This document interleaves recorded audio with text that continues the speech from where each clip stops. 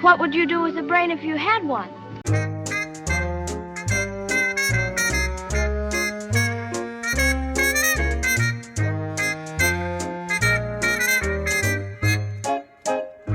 Alright, so if we follow our cable, it comes in the front here and it goes right here to where it plugs into the machine. I'll show you that in a second. All we got to do is... I'm just kidding. Welcome back to Clint Street Machines. We're in the process of building a 1989 Chevy S10 Pro Street style with a big block Chrysler engine and a tunnel ram and a full custom frame. But in order to build a truck like that, we have to do a lot of welding. If you've been watching this channel for a while, you know I've been really struggling with the welding. In the last episode, we struggled with welding on our ladder bar brackets and we had issues with porosity, and the machine just didn't seem to be reacting to any of the settings I was putting into it. Because if I can't weld this thing together, we can't build this truck. So I figured out it really is the welder, because last time we used it, it didn't give us problems like that. So I'm going to look at this thing and see if I can figure out what's going on with the welder itself. We've already tried different wire, we've already tried different bottle of argon. I've tried every setting possible and I've not been able to get this dialed in. So let's look at a couple things we haven't, because we noticed something. My friend Dallas came by dropping off this hood and he noticed something wrong with the welder. Specifically, the welding clamp.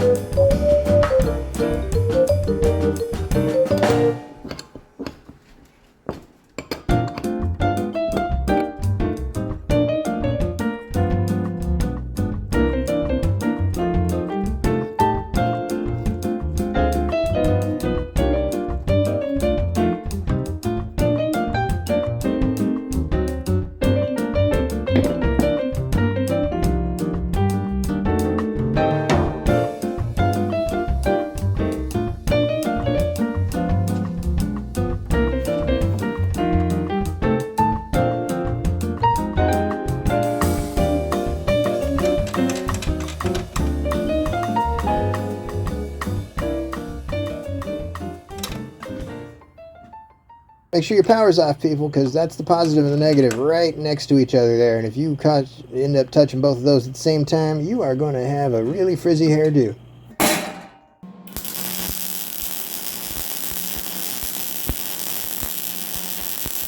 Oh, happy day! The welder's working like it's supposed to. I can finally relax knowing that it's not something I'm doing wrong, or it's not only something I'm doing wrong, and that the machine's working the way it's supposed to once again.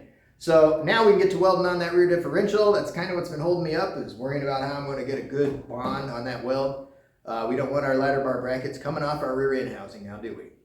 So anyway, we're good to go and ready to get back on the project. So hey, I really appreciate you guys watching. If you haven't hit the subscribe button yet and you want to see more of this content, go ahead and do that now. And until I see you guys next time, take care of yourselves.